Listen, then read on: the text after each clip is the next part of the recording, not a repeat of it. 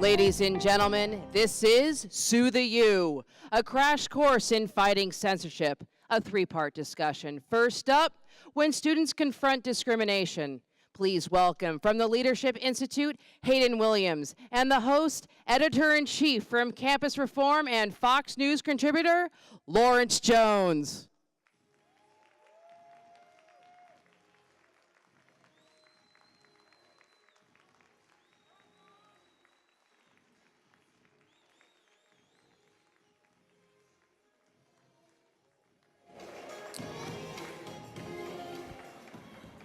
Woo. How y'all doing, CPAC? You guys saw the video that happened. As you know, at Campus Reform, we've been reporting on this bias that's been happening all across the country on these colleges. Hayden Williams joins me now. You saw the video. Hayden, tell the people what happened before that video started and what led up to this exchange. Sure. So I'm a field representative for the Leadership Institute, and as part of my job, I go around California to help conservative students organize their clubs, grow their clubs, and host events. So on February 19th, when that video was taken, I was invited to UC Berkley by some conservative students in Turning Point, USA, and they wanted to do a demonstration in protest of the recent hate crime hoax that was perpetrated by Jussie Smollett. And I thought that was a good idea. So we met around 10 o'clock in the morning, and we got some coffee and discussed what kind of signs we would make. And we wanted to use "This is MAGA country" and "We support our president." And we also came up with "Hate crime hoaxes hurt real victims." And I thought that one was especially powerful.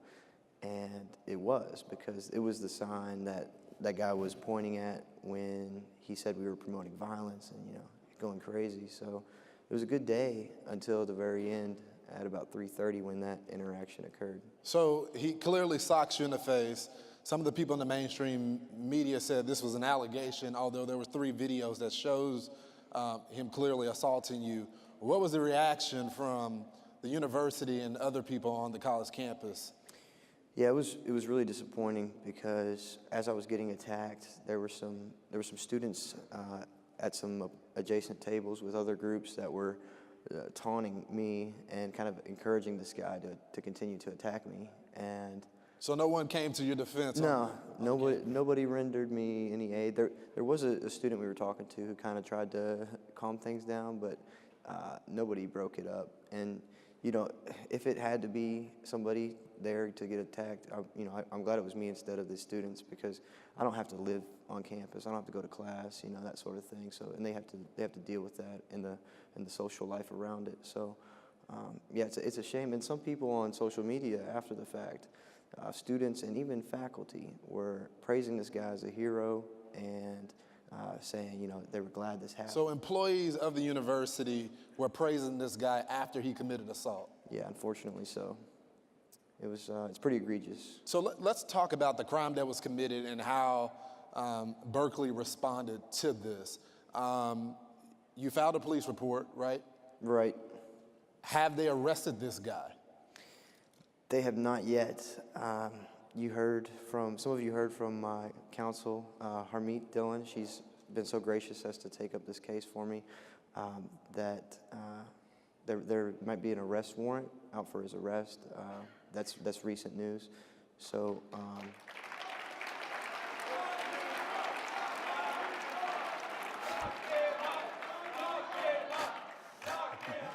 I hope they do, because justice needs to be served. This sort of behavior is unacceptable, and if we don't hold them accountable, then no one else will.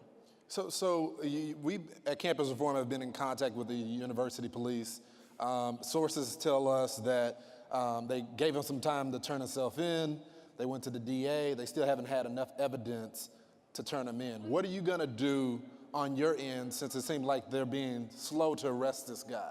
Well, I value due process, because I wouldn't want to be wrongly accused of something I didn't do. But it's been 10 days now, and I'm not sure exactly what the holdup is. So we definitely want to apply a little more pressure, not just to the police, but also to the university and the administration there, to really take action on this. Why do you think they're being so slow to take this on? There are many people within the movement that have alleged that if the roles were flipped, then there would have been a rush to get justice in this case. Why do you think they're moving so slowly? Well, yeah, as you said, there's a double standard, not just in academia, but with the media and so we can't, be too quick to lose our temper on that. But there is a culture that's really sort of encouraged, as I said, or even, embraced at Berkeley, that's sympathetic to violence against conservatives. And it's a shame that that's the case, because it's the home of the free speech movement. And now it's leading the charge against free speech. So, I'd like to see a change in that sort of culture. And it's not just limited to Berkeley or California itself. It's really a nationwide problem. So let me ask you this, because you talk about the culture that's breeding there, and I'm a firm believer that this starts with leadership on the university. What is the administration doing on that campus to assure that this never happens again? We're on the heels of just the Berkeley riots that happened in 2017 in February, where the school was essentially on fire because they didn't like speech from another individual. Do you see any change on the campus where they're trying to work to involve conservatives and protect their rights on the college campus? In word, they are. They say that they're making that sort of progress, but in deed, it doesn't seem so much that they're really following through with that. Because as you said, this is about 2 years after they lit the campus on fire because they didn't like somebody that was coming to speak. It's ridiculous. Let's talk about you. From my understanding, you've been to the hospital to get checked out. How's your health? How are you feeling? So I'm still recovering. I still have a little bit of a black eye, but it's almost healed up all the way. I still have some symptoms of concussion, like ringing in my ears and headaches and stuff, and I'm still sensitive to loud noises and that sort of thing. But I'm just focused on getting back in good shape. For young people that are in this crowd today, conservative activists that want to be a part of the college campus, share their viewpoint, what would you say to them right now? How would you encourage them to get involved in the movement? Yeah, I'd say don't be afraid to be bold. If you believe these sorts of things, it really just takes one person to stand up and promote these sorts of beliefs, and you'll start to find that there's other people on your campus that support the same thing, and you'll meet like-minded people, and it'll be really a great experience. You're going out on a limb and you're taking a risk, but with no risk, there's no reward. And additionally, if we're too intimidated to speak up, then the left has won, and this will continue to happen. Today it was me, but tomorrow it could be your kids or your grandkids, and so it's important that we uphold the liberal value of free speech.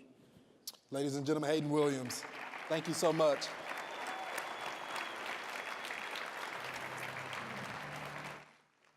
And now, Sue the U Part 2. How activists can expose discrimination, with lone conservative Casey Dillon and Spencer Brown of the Young America's Foundation.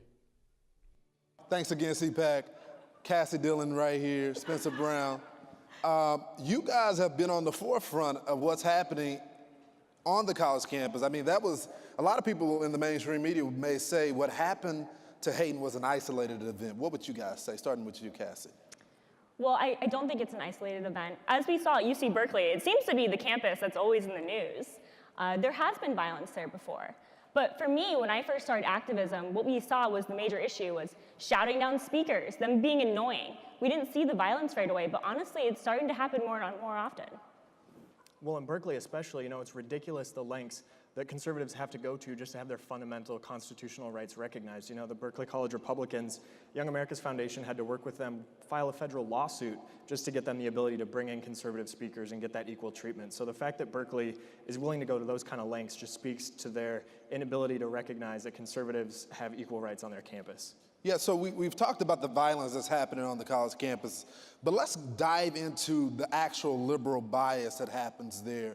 At Campus Reform, we've reported on stories where at San Diego State, how to impeach and convict Donald Trump is literally a law course that is there, or capitalism is a threat to democracy. Tell me about some of the courses, some of the things that professors are saying on the college campus that pose a threat to our democracy.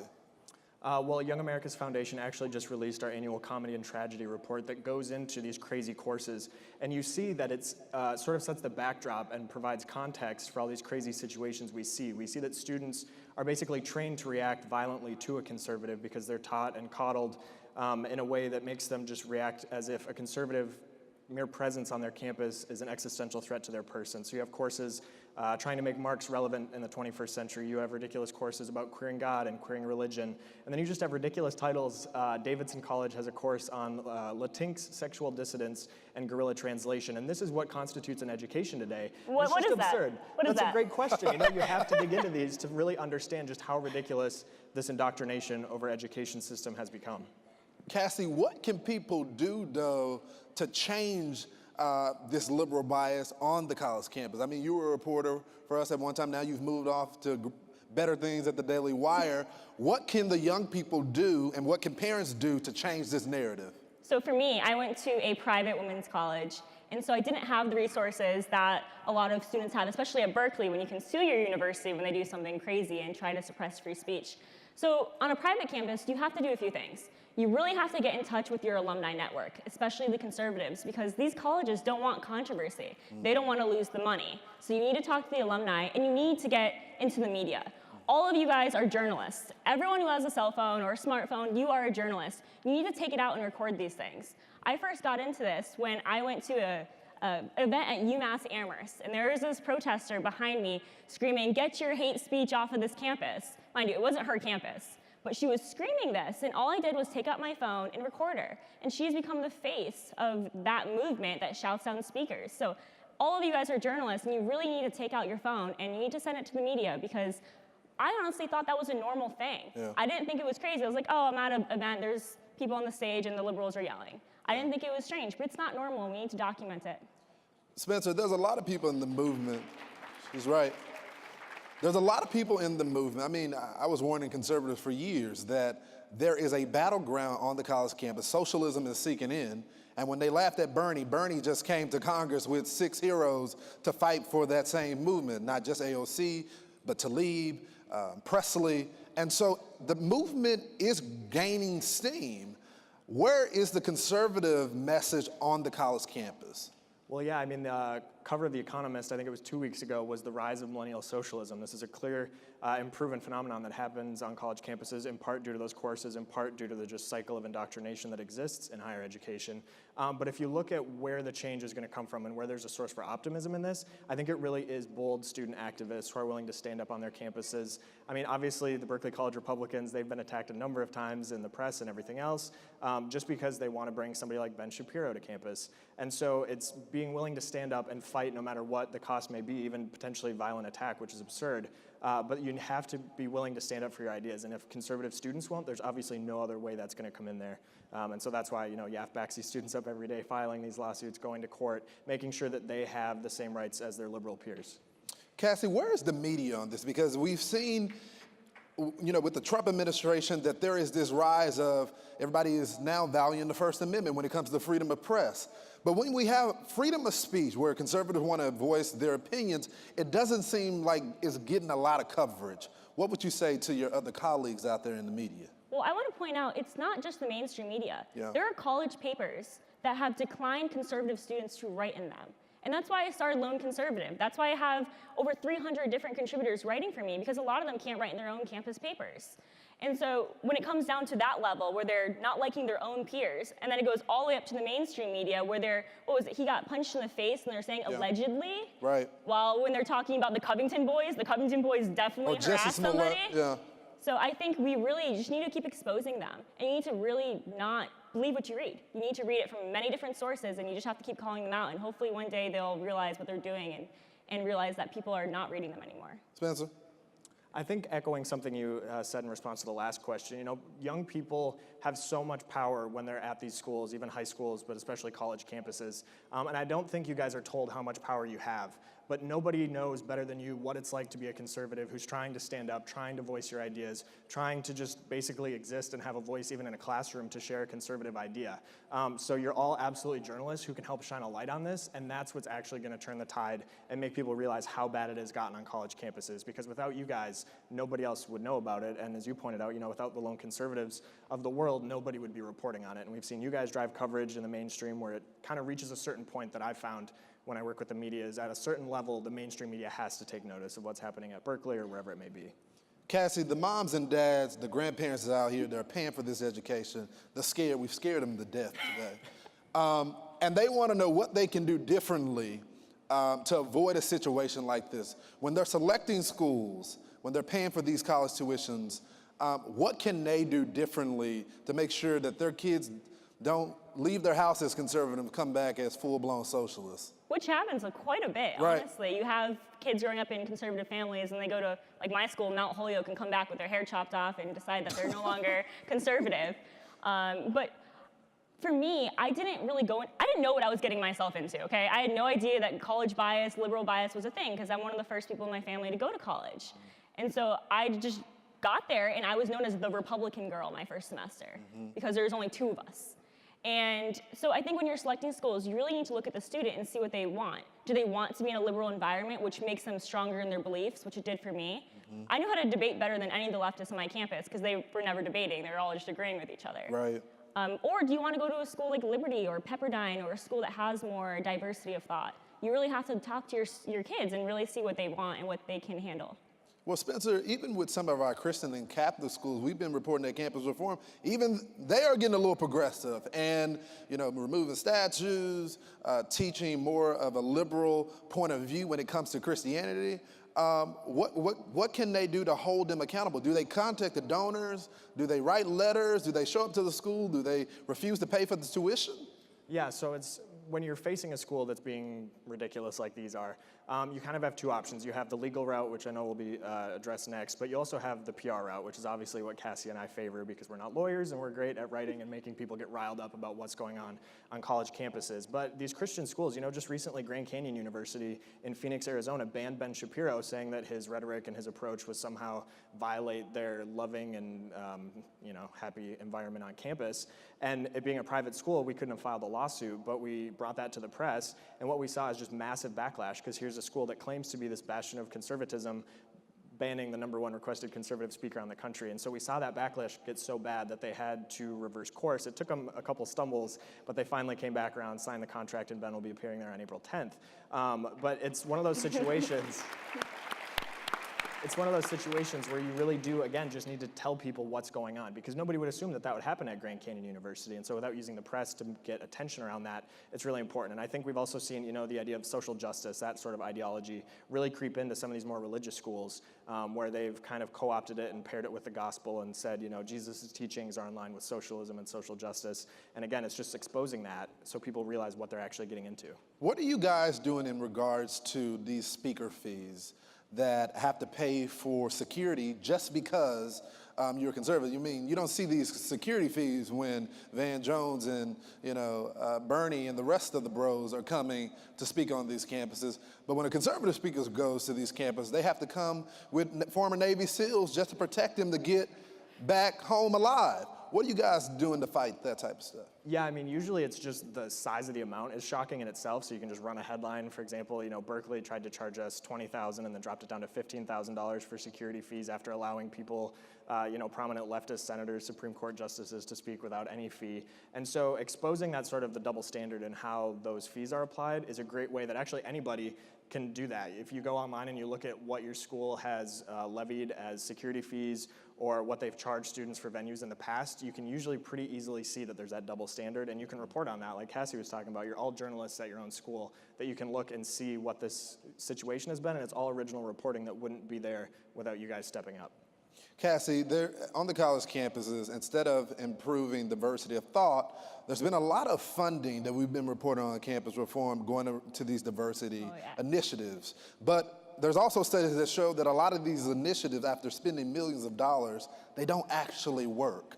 What would you say to these campuses, and how can the audience members, because college is increasing. There's so much debt, it rarely gets paid. What can they do to fix some of those issues on the college campus? Well, I think we hear a lot of times that leftist students complain about the price of college and say that we should be paying for college while they're paying diversity officers $150,000 salaries, and they're not changing anything. Right. We're wasting our money on these people, and we don't need them.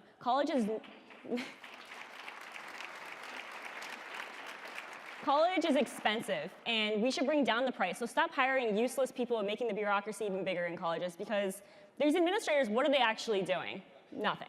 Yeah, so let's talk about that. We've talked about the teachers, the professors there, and the students. But what are the administrators doing to protect students on campus? I mean, they are there to facilitate conversations, not to have a political bias. They can go to the voting booth and do that. Well, unfortunately, that's not what we see. Administrators, though, are very caring.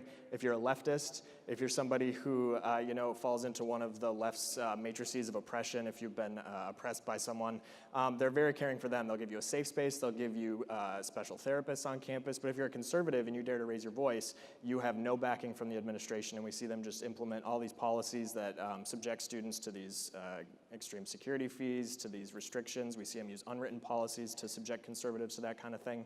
And again, you just have to raise the alarm on the media sometimes, because you can't get that out any other way. Ladies and gentlemen, Cassie Dillon, Spencer Brown, thank y'all so much. Thank you. You walking out with us? Thank you.